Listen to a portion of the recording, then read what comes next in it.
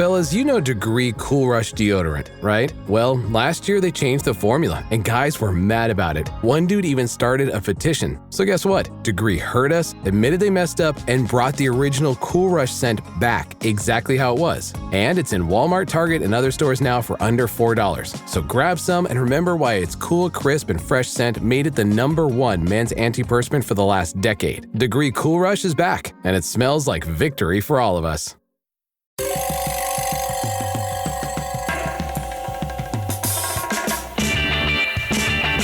This is Cop Talk, talking crime, cases, and backing the blue. Now, here are your hosts, Captain Ed Mamet and Detective Kevin Schroeder. Welcome, WABC Cop Talk listeners and YouTube viewers. Here we are again with another Cop Talk show. Today I'm the host because your regular host, Kevin Schroeder, is somewhere in the world. I don't know where he is, but he designated me to fill in for him. And filling in for me as co-host is retired New York City Police Sergeant Rory Capra. Rory Capra. Say hello, Rory. Not to be confused with Gary Cooper, but that's okay. Say hello, Rory. Hello, audience, and hello, Captain Ed. Now, today we have the iconic person that everybody knows, who's now running for mayor, Curtis Sliwa. This is the 4th time we've had him, but we've never had him as the official mayoral candidate. Before he was hinting at it, but now that he's a candidate, we want to really give it a good show. Say hello, Curtis. Well, I did warn you all about Eric Adams, one of your colleagues who ran on the fact that he was a former cop for 22 years, put the bulletproof vest on every day. House Mouse has been a disaster when it comes to dealing with the police department, which he has been, let's face it, he's been the police commissioner, and he's done a disservice, a disaster. What are they doing on the 14th floor and 13th floor? Are they rearranging everything? Because it seems they took out all the technology, all the cell phones, every bit of communication that all the chiefs and the police commissioner before had. Matry, Caban, Phil Banks, Pearson. And how come they live Shell there and Doutry? Doutry is the deputy mayor of public safety. So the work hasn't been done yet. They haven't ousted everybody yet. Let's hope it happens. Well, you have to. It's a disaster. And remember, this was the guy that many cops came up to me. Yeah. Former colleagues of yours act, no, he's got our backs. No, he's done everything to tarnish the badge of the cops who walked the beat and obviously the cops at One Police Plaza who are the shot callers. Yeah, well, talking about Adams, and I told you this before, and I said it on the podcast. Adams did 11 years in transit, and then his second half was 11 years with the PD, but he never really did any police work. All he did was make trouble, and he was notorious for that. Yeah, and he loved to show up at a precinct when he was mayor and sign in the book. What the cops need now, and I know we have a brand new police commissioner, Jessica Tisch, and she's coming up with all kinds of programs. The morale is at an all-time low. I'm out there in the precinct level. This is where you need to be, not at One Police Plaza. Get out of One Police Plaza. Get out there with the men and women who wear the blue shirts, who you need to do a minimum of 20 years. They're not doing it. There's early retirement. They're being recruited away. I saw recently when they gave a sergeant's test at Jacob Javits Convention Center, RVs were driven in from other municipalities, other counties, other sheriff's departments, signing the men and women up right there, saying, hey, you just take the test? Let me show you what we have to offer you in Norfolk, Tidewater Peninsula. And a lot of the police are getting a little seasoning, and then they're out of here because the morale is rock bottom. So you can say, okay, we're going to do this program, and if you don't improve on the morale of the average man or woman who joins the police department, you're not going to be able to meet your recruitment goals. And now Tisch wants to lower standards. Really, Jessica Tisch? You want to lower standards? Did you see what happened in Memphis, Tennessee when they lowered standards? Yes. Basically, you couldn't tell the difference between the thugs running the streets and the cops chasing the thugs who were as thuggish as the thugs. This is not an answer to the problem. Well, I was going to get into that later, but now that you're on police, how do you perceive crime and issues related to crime in this city? and the lack of respect for the police. Well, the lack of respect is really the key issue that I see. You can spit at a cop, you can almost punch a cop, push him, and there's a revolving system of justice. There's no naming and shaming of DAs. The DAs, basically, they depend on police to go out there and make arrests so that then they can do prosecutions. But they remind me more of legal aid attorneys than they do of prosecutors. Hey, there are enough people out there who protect the rights of the accused. I don't need our DAs protecting the rights of the accused. I need them prosecuting, win, lose, or draw. And a mayor has to be able to go into their county and specifically point out to the people in that county what a disaster their DA has been. Darcel Clark in the Bronx is the female version of Alvin Bragg in Manhattan. Mm-hmm. Eric Gonzalez in Brooklyn is in charge of the largest district attorney's force, and he's letting people loose on a regular basis. Those three cause most of the problems in New York City by turning criminals loose. Well, as mayor, what would you do about that? What would you do? Well, right away, you don't control the DAs because, remember, that's state. You put pressure on the governor. Hochul, she had Bragg on the ropes, and she could have fired him. But again, not enough pressure was put on her to do that from Eric Adams, who kept making love signs with Alvin Bragg. What we need here in New York State is not a governor who can fire a mayor or fire a district attorney. We need recall, what they have in California. Every time they're dissatisfied with a DA, a mayor, a governor, if you notice, the people of California have the right to recall the elected official. We've had problems now with de Blasio, where people wanted him out. Adams, Cuomo when he was governor.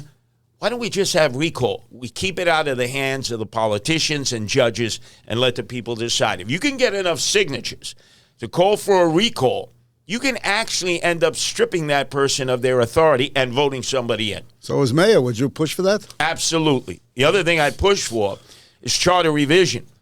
Put it on the ballot. Let the people decide if we should be a sanctuary city or not. Should not be determined by the politicians as judges. If the people of New York City want to maintain a sanctuary city status, let them go this November during the mayoral and city councilmanic elections and vote initiative and referendum. And I'm going to tell you, it'll be good for the city because more people would turn out to vote. People will vote for principles, not personalities. Mm-hmm. That's always the case. Put a principled idea up for a vote and people feel like they can make a difference. Sometimes you put a personality up there, they say, it's a waste of time to vote. But principles will get people fired up. And I want to hear debates on both sides of the issue. You'll have town hall meetings. You'll have people actually registering to actually vote, things that they wouldn't think of doing before. Well, Curtis, as the mayor, will you be able or would you be able to work with the city council and the state legislature in order to reverse some of these disastrous policies that impede law enforcement from maintaining safe streets and maybe reduce recidivist crime? Well, first thing I would say to city council members, regardless of what party affiliation they have or whether they lean far left or they're moderate or they lean to the right, is you need discretionary funds in your district. You see, Eric Adams never sat down individually with the city council members and found out what are the needs in your district. Because they're always thinking of getting reelected. They're always thinking of putting their signature on a garbage can saying, courtesy of Caban in Astoria. When in fact, she paid nothing for the garbage can. It's all money. But they love to take credit. And it's called discretionary funds. Now, de Blasio knew that a little better than Eric Adams because he was a member of city council. Mm-hmm. Eric Adams never sits and meets individually with him. And you don't do it at City Hall. You go into their district. You say, pick a restaurant. Pick a place where you want to be seen with the mayor, where people can come up and question the mayor. They'll feel like $1 million. Part of this is to assuage them. Now, it doesn't mean you're going to win every battle. Right. Well, right now, he has no discourse with members who are opposed to him, and he offers them no discretionary money, which a mayor can do. A mayor can do a lot for a city council member, but you have to visit them, you have to meet them and greet them, and you can't immediately tarnish them. So it would be your commitment to be engaged with them, to be out there. Well, first thing I'll ask him is, How did we find $5 billion to take care of the migrants, and you're telling me you had to take $1 billion out of the police budget and we never put a penny back? Yeah. Where did that money come from? It's always amazing how they find that money after they and crying by the way, for the people who are first half of the pronouncing year. themselves to be law and order now, Justin Brennan, who wants to be Yeah. the controller, and Richie Torres, I'm going to be the next governor, over my dead body. These guys were dancing the horror and the tarantella when, if you remember at that time, the speaker of the city council and the mayor were doing high fives to Blasio with Dermot Shea, that sellout, who should have retired, he should have turned in his badge. He came out like a puppet, and he said, oh, no, I agree. Take $1 billion and put it into programs for youth. Yeah. He sold the cops out, and he should have been run out. In fact, anytime he shows up at any kind of gathering where former police commissioners come in, I want to know, how come you guys don't get up and give him the Bronx cheer, boo him for what he did to the police department? Remember, he could have resigned. It might have led to a series of resignations. And what did he do instead? He actually came out and he explained why it was important to take $1 billion out of his budget. Yeah, I think a lot of people don't know that background. They don't know the history of that. Yeah. Getting back to the city council, as you know, they've passed a series of laws, local laws, that restrict the police. As mayor, what would you do to counter that? Well, number one, we go way back to Donovan Richards when he was the head of the Public Safety Committee. He is now the borough president of Queens, still hates cops, and thinks the next time around he's going to run for mayor. I notice he's making the rounds now, trying to be pro-cop. Boy, these guys and gals, they reinvent themselves like there's no tomorrow. It all started with when you grab a suspect, what you can do in terms of touching them, grabbing them, holding them. And the Public Safety Committee basically said you can't do anything. And I have witnessed cops that I have come to the aid of with guardian angels who are restricted in terms of anything they can do. And oftentimes it gets worse because they have to end up getting into a brawl. People are getting injured. The handcuffing techniques leave a lot to be desired. Yeah. I'd have to look at that, what they're doing in the academy. But I have guardian angels who are better at cuffing than, in some instances, trained professional police officers who've graduated the academy at College Point. And by the way, I never heard the follow-up. The radicals attacked the police academy in College Point. They rappelled from the roof. They vandalized the property. The cameras weren't working. There were no police on the grounds. If you can't even protect your sacred training academy, how am I to expect that you're going to be able to protect the people of the city of New York and obviously the places of importance in the city of New York? The police academy, have there been any arrests, gentlemen? Not to my knowledge. Of course not, because we don't want to add to the arrests because it might make it appear we have a crime problem in New York City. Getting back to the city council, would you have the corporation council, Corporation Council, yes. Would you have them introduce legislation to take back those laws, those restrictive laws? Oh, I wouldn't hide behind the Corporation Council. Obviously, the legal entity of the city is the Corporation Council. We've just had a mayor who every time he signs something that makes a cop's job that much more difficult, like, remember, kettling, controlling demonstrators. Oh, I know it's a disaster, but the lawyers made me do it. Right. I would take the initiative. The lawyers would give me legal guidance, but I would be the person making the final decision. Now, it's a heavy haul to take back what has already been ingrained in terms of policy and law. Mm-hmm. You have to find your allies first, and then you got to trade. And the city council members want things in their district. Are they going to sit down and negotiate a trade? They certainly found $5 billion for the migrants. They had no problem with that. There is money there in the budget. You just have to be able to do a deep dive and figure it out and then trade. This is what I want back on behalf of the police. And what is it you need in your district? But you're never going to get everything you want in the city of New York now with a city council that is stacked against you, that has a veto-proof majority. Well, even if you, get overridden, you make a point. For example, if you had one of the restrictive laws recalled and a new legislation get in, and they overrode you, you would still have the sounding board of, look, I tried. The council has given me a hard time, but I did my best. What you do is, every time a crime is committed in a councilmanic district, a high-profile crime that everyone in the city is aware of, you show up in that councilmanic district. You say, because of council person B, our police are not able to do their job. Now, do you still support your council person? And then when they're up for re-election or if they have a primary, you go in there and you use the full weight of the mayoralty to campaign against them. This mayor doesn't do it. De Blasio didn't do it. And no Democrat is going to eat their own babies. They're afraid of the socialists. The problem is whoever pretends to be a moderate Democrat now, first of all, they try to get Republicans to switch their party resignation. Please help us like Hessians and mercenaries like the French Foreign Legion to fight the socialists. They don't primary them. They don't battle them. And the mayor, when's the last time he went into a councilmanic district, 51 districts? Most of them are anti-cop now, and actually said this particular crime was the result of this particular council person advocating that cops cannot grab suspects, cannot detain suspects. I mean, look at what he did in Rikers Island. He used an executive order when they wanted to eliminate the Bing, putting people in place where they won't be a danger to the rest of the general population and obviously to the correctional officer. They were going to put inmates on the prison bus, unchained, unshackled.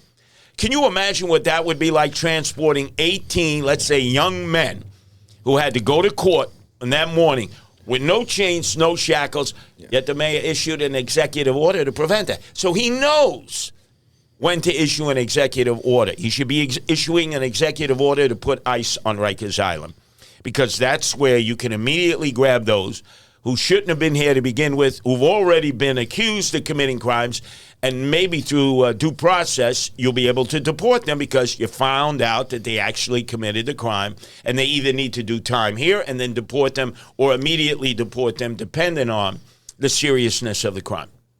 Curtis, how would you navigate that as mayor, working with the current federal administration and ICE? How would you navigate that? Well, first off, it wouldn't require having a meeting at Gracie Mansion and then the mayor being summoned over to ICE headquarters at the federal building in Foley Square. You would have ICE as part of the public safety apparatus. I can never forget going to parade after parade and members of Immigration and Naturalization Service basically having to hide. They'd have like 2 or 3 members. Almost no parade wanted them.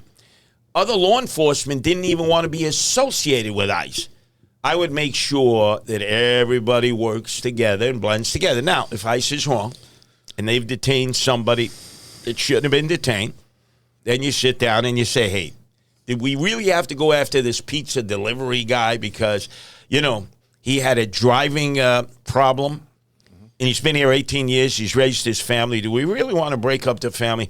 Aren't there really bad guys out there that we still need to get? And they'll tell me, well, the computer spit out his detainer. I said, I got that.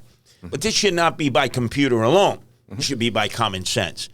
And if you have a conversation and a working relationship, you can work those things out.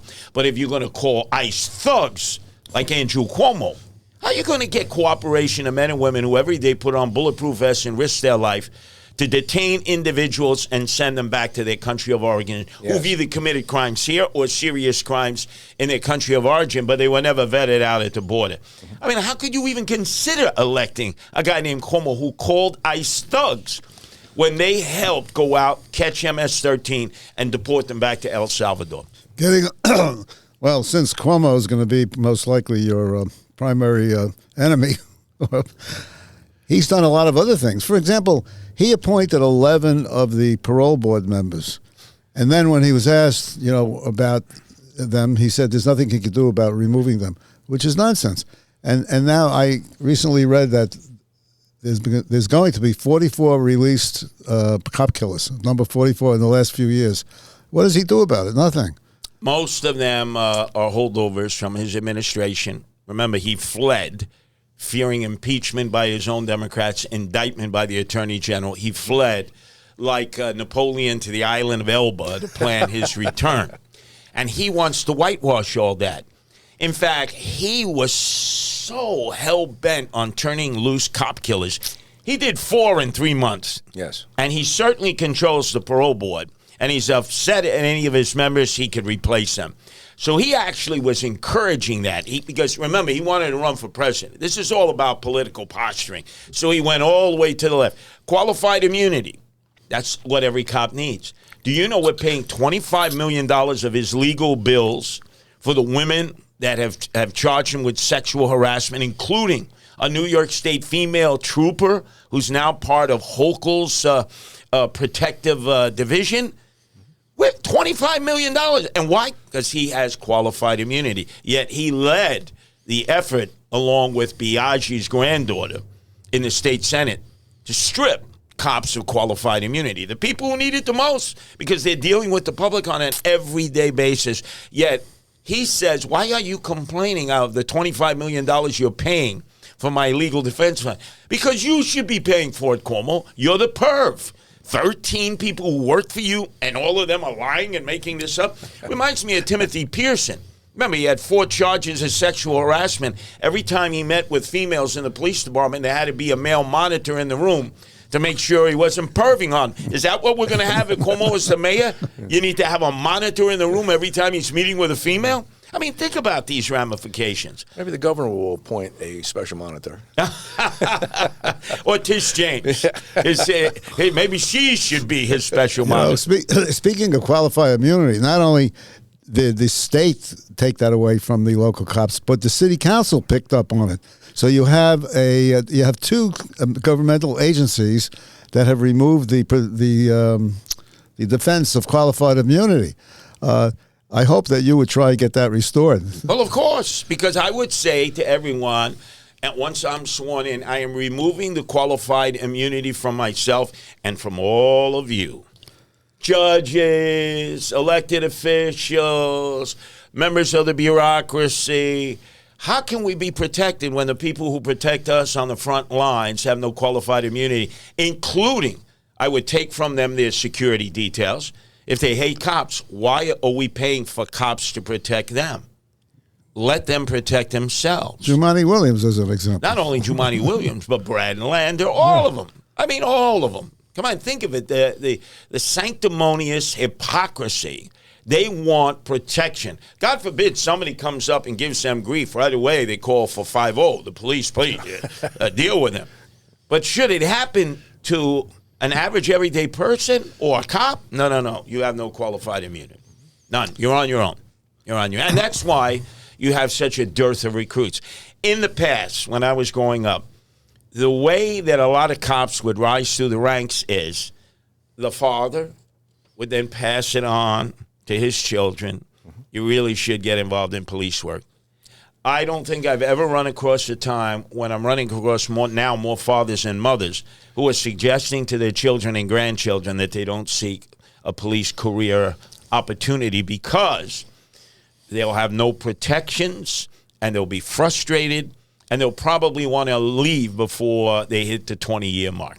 This National Foster Care Month, Marine Toys for Tots is providing hope to children who need it most. Staff Sergeant James Caldwell, who grew up in foster care himself, shares that while handing out gifts at a Toys for Tots distribution event, a little girl looked up at him, reached into her bag, pulled out a stuffed animal and said, "Someone needs to make sure you get a toy too." That simple gesture embodies the heart of Marine Toys for Tots, ensuring every child, including those in foster care, experiences the kindness that can transform their future. Visit toysfortots.org today. If you're a lineman in charge of keeping the lights on, Grainger understands that you go to great lengths and sometimes heights to ensure the power is always flowing, which is why you can count on Grainger for professional-grade products and next-day delivery, so you have everything you need to get the job done. Call 1-800-GRAINGER, click Grainger.com, or just stop by. Grainger, for the ones who get it done. Shopping is hard, right? But I found a better way. Stitch Fix online personal styling makes it easy. I just give my stylist my size, style, and budget preferences. I order boxes when I want and how I want. No subscription required. And he sends just for me pieces, plus outfit recommendations and styling tips. I keep what works and send back the rest. It's so easy. Make style easy Get started today at stitchfix.com/Spotify. That's stitchfix.com/Spotify. Americans love using their credit cards, the most secure and hassle-free way to pay. But D.C. politicians want to change that with the Durbin-Marshall credit card bill. This bill lets corporate megastores pick how your credit card is processed, allowing them to use untested payment networks that jeopardize your data security and rewards. Corporate megastores will make more money, and you pay the price. Tell Congress to guard your card, because Americans lose when politicians choose. Learn more at guardyourcard.com. On the staffing problems that you just brought up, as you know, it's created an enormous amount of overtime that affects the city budget. What would you do about this, about staffing problems and overtime? If you notice, Eric Adams, the titular police commissioner, decided to cut overtime because of his pal, Jeffrey Madry, offering overtime for sexual favors on the 13th floor. So instead of dealing with the problem at hand on the 13th floor from his pal, Jeffrey Madry, basically universally cut overtime for the cops. They've cut overtime for the sanitation department. Look how dirty the streets are. Look how much crime we have in the streets. Look how much the cops look the other way because they're told, don't make collars. Don't make us look bad at the precinct level. Now we have Jessica Tisch talking about quality of life initiatives. How many times have we heard this before? Oh, we're going to have a centralized unit. It's going to be out of one police plaza. What are you talking about? That should be at a precinct level. The precinct knows best what the quality of life problems are. They have community councils. They have meetings. They know. You're gonna funnel everything to one police plaza. And who started that process? The disgraced Phil Banks. So why is Jessica Tisch using some of the same operatives of the men who either left early or had to be dismissed? And now what's this? Okay, we're going to lower the standards to be a cop. You know, maybe if you're special ed, you can be a cop, right?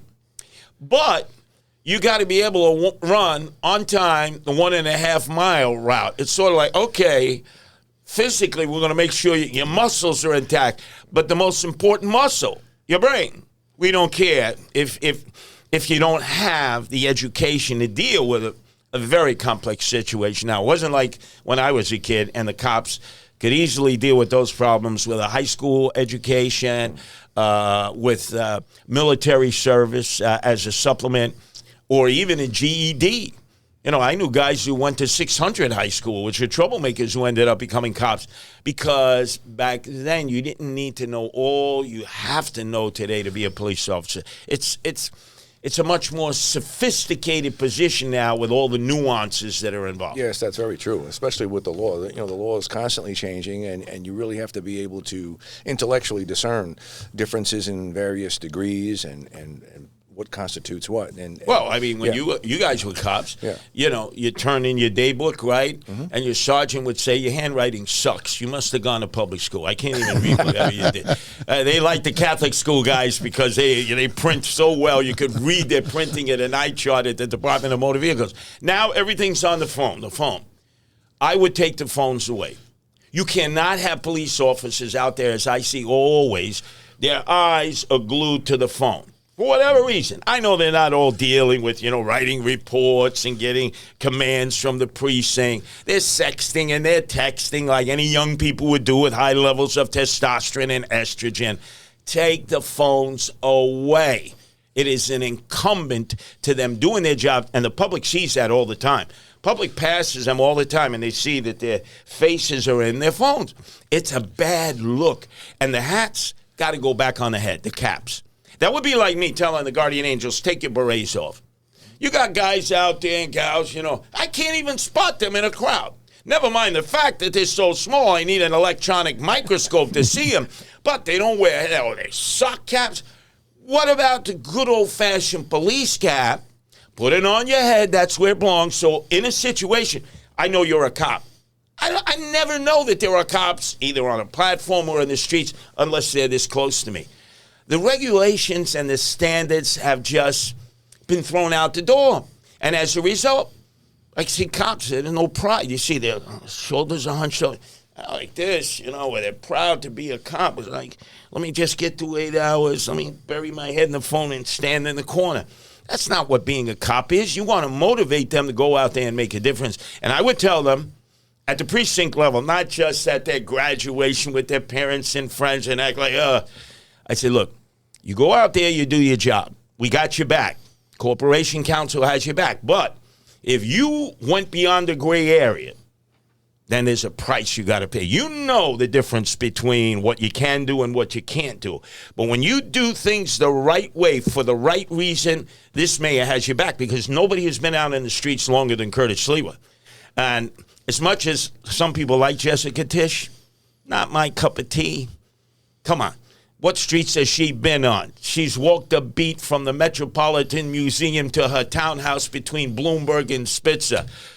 That's not walking a beat. Yeah, I think nobody can take away the streets from you, Curtis. Well, look, if you had to, you say, Jessica Tisch, straighten up One Police Plaza. She seems to be doing a very good job at that. But leave policing in the streets to other men and women who have the experience. She does not have that experience. She walked into a precinct in Jamaica during the Christmas holidays. And I mean, I thought it was a party instead of her, giving a morale speech to the troops out there in the streets who really need to get a sense that the police commissioner has their back. I don't think they have that. I don't think they get that message at all from One Police Plaza. The police department is top-heavy at the top level. When I came into the police department many years ago, there were only 7 deputy commissioners.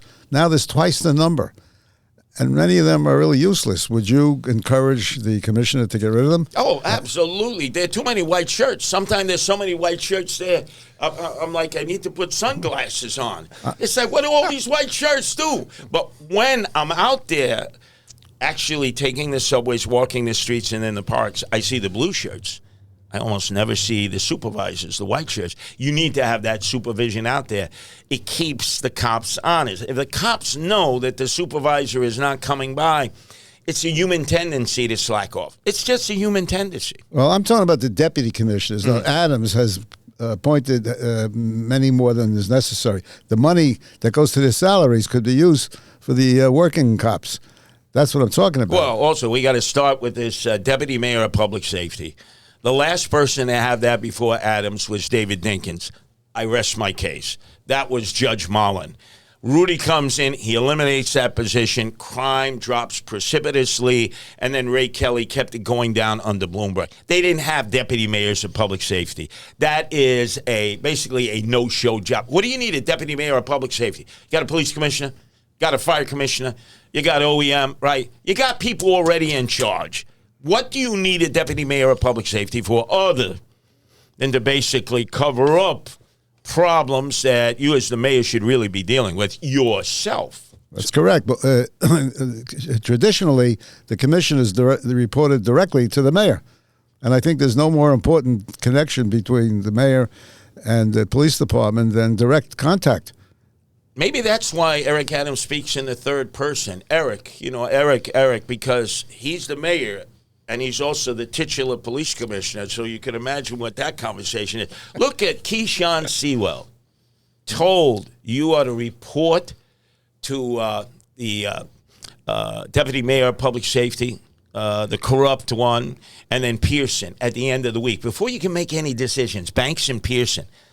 How could you allow somebody to have to go through that kind of ordeal until finally she said enough is enough when she tried to discipline Madry? Madry complained publicly. She was doing us a public service, and the mayor shot her down and basically took away whatever power we thought she had in that particular situation. She was basically a placeholder, and it's been a disaster ever since. Jessica Tisch has stabilized it, but look at the mess we dealt with after Keyshawn Sewell left to work for the New York Mets.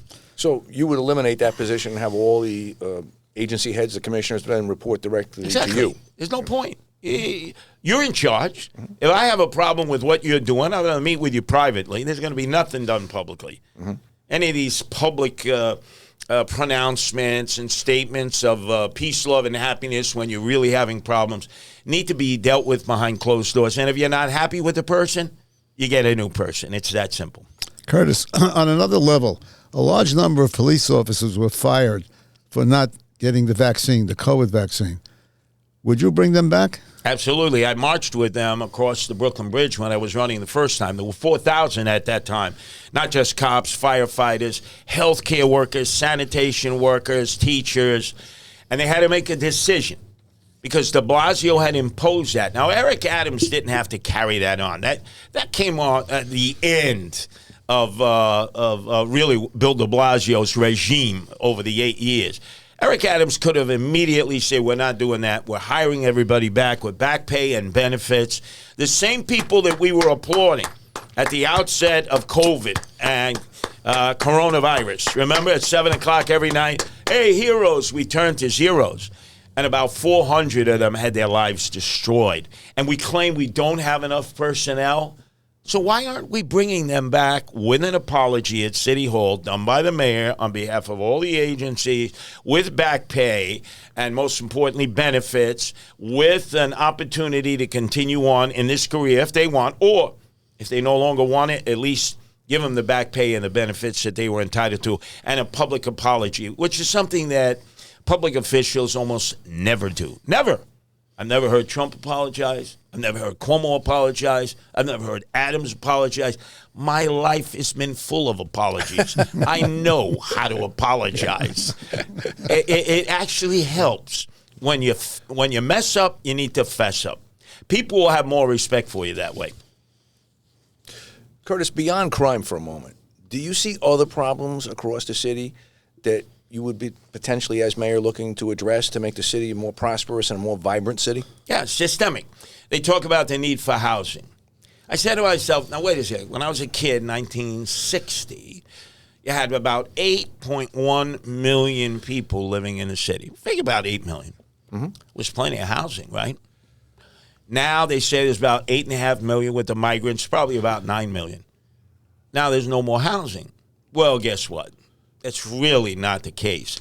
I see apartments that are warehoused every day, and I see people who have private homes, multiple apartments, where when they lose a tenant, either through death or they moved away or they finally got them out of there, they paid them to leave, they don't rent that unit any longer because they don't want to go to tenant-landlord court, which is a nightmare, and they don't want to potentially end up with a person who comes in and starts vandalizing their property. There's plenty of apartments. We got to sit down with the big, the mid-size, and the small landlords and say, look, you got all these apartments that you've warehoused. What do we need to do to get you to put it out on the marketplace? Because all of these people running for office, I got a plan, city of yes, 10 years from now, 80,000 units. 10 years from now? Right. That person will probably be dead. I'll probably be dead. And everybody go, that sounds so good. What about housing here and now? And the cost of living is skyrocketing. So if you're going to continue to have these hidden taxes, speed cameras, red light cameras, congestion pricing, constantly raising the fares, tax to the cradle to the grave, you're even driving the new generation out. Generally, the newbies will come in. The older folks will start moving out. Now you get even people come in here for a year or two and they say, I can't make it. While they're living in an apartment with 4 other folks as if they were in a college dormitory. Yes. Because they can't afford it. It's unaffordable. And what do our Democrats always tell us? Leave. You don't like it? Leave. Who said that? Cuomo said, leave. Adams said, leave. Hochul said, leave. And guess what? A lot of people are listening to them. But they say, pay your taxes first before you leave. They always want that money. So that's how you start changing it. You look at the things you can do right away. You don't come up with these grandiose schemes that, maybe you'll derive some results 10 years from now. Because all you're doing is putting that off. You're making, the city of yes will destroy residential neighborhoods. Mm-hmm. You're going to put up a 20-story apartment building in a neighborhood of 1- and 2-family homes? No, because then you're going to drive all of those people to Florida, Georgia, North Carolina, South Carolina, Texas, Tennessee. They're going to be out of here. Curtis, you hit on one of the hot-button topics as you were we got to hit on Ed's favorite topic. Well, you just hit on congestion pricing, yes, which, as you know, is impacting New Yorkers across the state that come into the city, and it's also affecting particularly our civil service workers, our police, our firemen, that in many cases have to drive in and sometimes use their vehicles during business hours. that's affecting them. Do you have a position specifically on that? Oh, yeah, no to the congestion pricing. I encourage the president to follow through on what he said will be the time where he forces congestion pricing to come to a halt. Kathy Hochul will battle it in court. The full weight of the federal government should be used to eliminate. All it is another tax. That's all. All these are hidden taxes. They just want to take more money from the working class men and women who are most vulnerable. Poor people are always going to have their bills paid for them by government. Who subsidizes government? The middle class. The rich people, they have their write-offs. They're up in the suites. They're out there in the Hamptons. They can pay the congestion pricing. Gee, that's right, pay the congestion pricing, even if they charge you twice for a stretch limo. They don't care. And you know what? They write it off. Middle class people, they take it right in the neck, and the next thing you know, they're out of here. And a lot of them have left, and more will follow. Curtis, you're an expert on the emotionally disturbed, both on the streets and the subways. What would you do to fix that problem? Well, first off, now that Cuomo has resurfaced, when he got elected governor, there were 40,000 beds, mental health beds, available for those who are emotionally disturbed in the state system. It's mostly state system. By the time he fled, fearing impeachment and indictment, there were only 3,000. He cut them. A lot of these people that we see living in the streets and subways and parks are the result of his cuts. So you say to yourself, we have space in these state mental health facilities, like Creedmoor. We put up tents for the migrants. Only 30% of the beds are occupied in Creedmoor, a state facility. The facilities can hold more patients. We have to make sure they get care. They're Americans. We have to take care of our Americans first, especially if they're veterans who served in peacetime or wartime. They go to the top of the list. But if we're not taking care of our own emotionally disturbed who have serious issues, shame on us, because then they're relegated to living in the subways, the streets, the parks. They're a danger to themselves and everyone else. And every time the elected officials don't like the way cops have handled these 911 calls, well, we need mental health experts.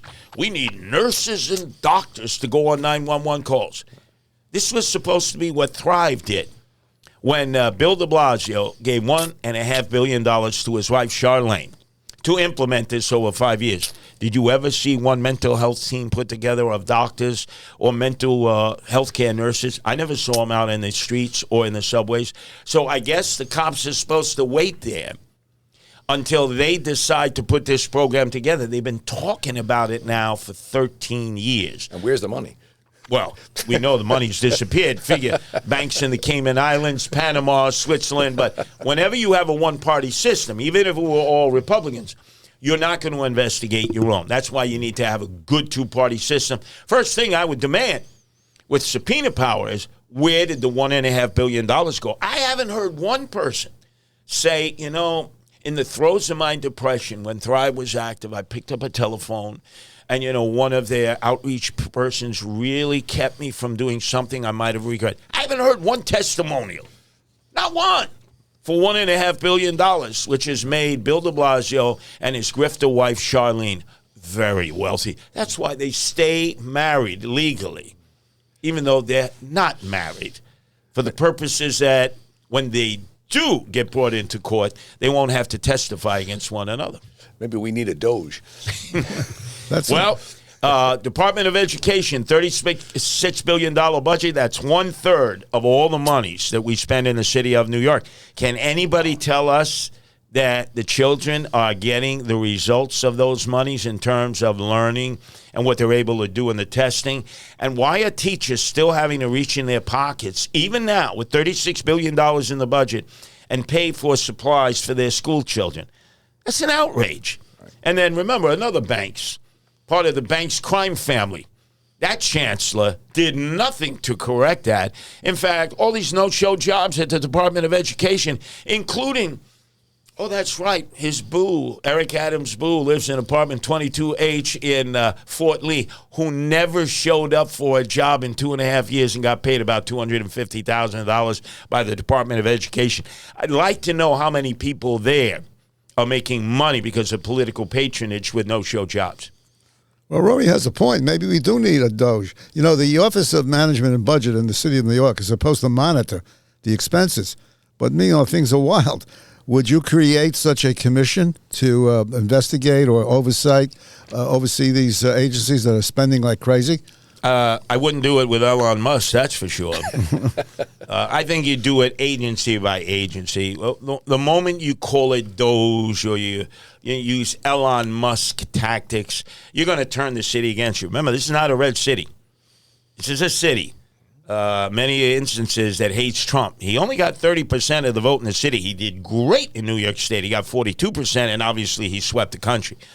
I got 30% in the city. Zeldin got 30% in the city. So let's not get too carried away and think what works for the nation is going to work in New York City. If you were to say to the taxpayers, we're spending $36 billion for your children and grandchildren's education, 1/3 of our budget, do you think we're getting results? I think the average parent would say no. You could convince them that we need to make sure, and especially the teachers union, the UFT, why are the teachers having to reach in their pockets and pay for supplies? Why is all that money going upstairs? What's happening? So you got to target it, and then you got to lobby the public and the teachers themselves to do something about it. But to go in like Elon Musk with a sledgehammer, you're going to have a lot of blowback in this city. And then you're not going to get your desired results. You can't do it. The mayor cannot operate in a fiefdom. He does not have the powers that the president of the United States has.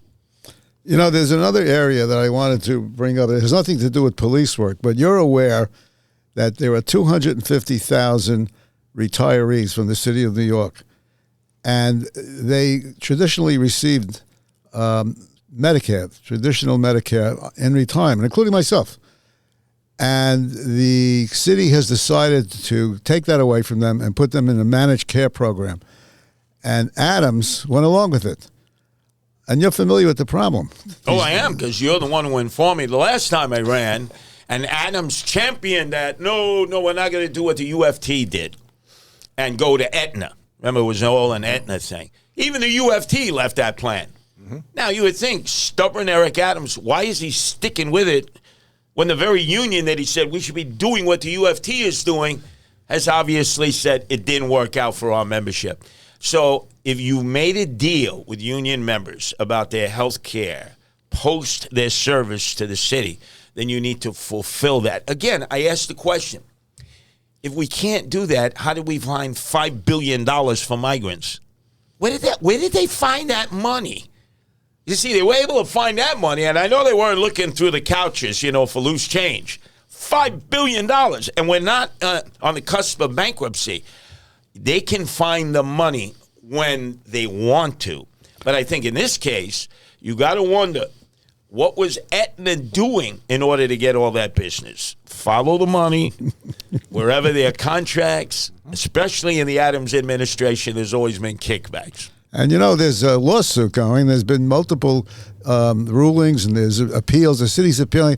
They're fighting this tooth and nail, which I don't really understand. You're surprised they're fighting the 400 and want to get back on their jobs and get back pay and benefits.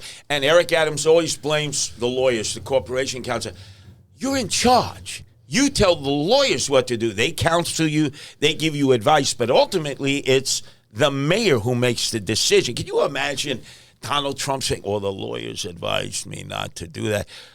Donald Trump would listen to the lawyers, which he has to do, and then he'd come up with his own solution. The only reason that Eric Adams does that is because he wants to hide behind the lawyers, where in reality, he probably feels that way, but wants to blame it on the lawyers. The easiest thing in the world to do, it's the lawyers, man. The lawyers made me. No, you said you were in favor of the 250,000 retirees maintaining their health care the way it's always been.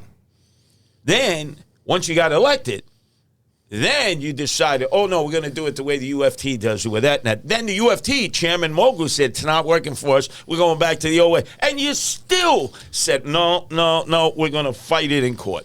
So I'm assuming when you're the mayor, you would drop the lawsuit. Absolutely. Look, my dad was a union member, right? my dad was promised certain pension benefits and health care by the union that they had paid for over the years. Sure. And like anybody, the older you get, that's when most of the money is spent. We knew that going into this process. So we can pay out $5 billion for people we don't even know, who've never been tested. We haven't even vetted them. Illegals, migrants, but we can't take care of our own. And we haven't gone bankrupt yet, having spent $5 billion. Where did we get that money? That's the first thing I'm going to say to everybody there, especially whoever the controller is. Where'd that money come from? We didn't have money to put $1 billion back for the cops. That's what they told us. We didn't have money for the emotionally disturbed because of Thrive. Where'd they find the $5 billion? I've yet to get an explanation of that, because basically you have to go through a legal process, and they prevent the citizens from knowing where our money is going. That's the one thing, transparency. People pay taxes. They got to know where that money is going. And they got to know that there are none of these no-bid contracts, always under these emergency executive provisions to take care of your cronies and your contributors. Hochul did it. Cuomo did it. De Blasio did it. And who did it better than anyone else? Eric Adams, swagger man with no plan, who's Timothy Pearson, after signing the contract, said, what, no crumbs for me? It might as well be Joe Picoco, who was the leg breaker for Cuomo, saying, what? Where's the ziti? Where's the ziti? They're always looking to feed off the taxpayers. Well, Curtis, I think you've said it all. And I'm sure you'll continue saying it all. Oh, one last thing, Ed. Right. The other day at the St. Patrick's Day Parade on Forest Avenue in Staten Island, I saw an auxiliary police officer with a nightclub. A wooden club, the old-fashioned wooden club you give a wooden shampoo to if somebody was attacking you as a cop. I said, how do they let you have that? So, I don't know. An average cop can have a nightclub. Excuse me, not a nightclub. Basically a baton to protect themselves. Wooden. None of this Star Wars stuff that doesn't work. That was always a way to protect the police officer, protect the public. And if you were starting trouble in the street and you saw the police officer take out that nightstick and go like this, you knew, don't cross that line. They took it away from the cops. Like they've taken everything else away from the cops, their dignity, their pride, their benefits, their qualified immunity. I'm going to restore all that, and the city will get back on track. And you're going to use mounted the way it should be mounted. Oh, that's right. Crowd I forgot control. about that. There are 80 horses with trained professional police who know how to operate that. One mounted officer on a steed, a trusted steed, is worth 10 cops in the street, especially when dealing with all these crazies in these demonstrations in which they have demonstration de jour in our city every day. All right. Well, anyway, Curtis, I want to thank you very much for your fourth appearance. And you have my vote. I live in the city. I can vote for you. And I'm going to contribute to your fund. Thank you. You go, how do you do Curtis, that? do you have it? Do you have a Yes, website? yes. Something Why want don't to you give out? tell the listeners and viewers how to contribute to you? And please, don't throw nickels around like manhole covers out there, right? Sliwa for NYC.com. That's SLIWA for NYC.com. If you give me $10, it's matched 8 times. That's $90, right? Because you got the initial 10. Why? That's passable math. Can you believe that? That's miraculous. Your $10 can become $90 and help me to become the mayor. If you can donate more, please do so, because that gets us closer to the goal. Very good. Now, I'm waiting for your check, Ed. Now, your check I know won't bounce. I won't have to run to the bank before 5 o'clock. Tuesday night, you're having a fundraiser. I'll be there. That's right. Thank you. Well, all right. Well, WABC listeners to our podcast and YouTube viewers, I hope you enjoyed the iconic Curtis Sliwa, who is going to be mayor. The last thing I can do. Great. Rory, Ed, we got to make it happen. This way we restore the honor, the dignity, the pride, and the ability of a cop to be a cop in New York City. Thank you, Curtis.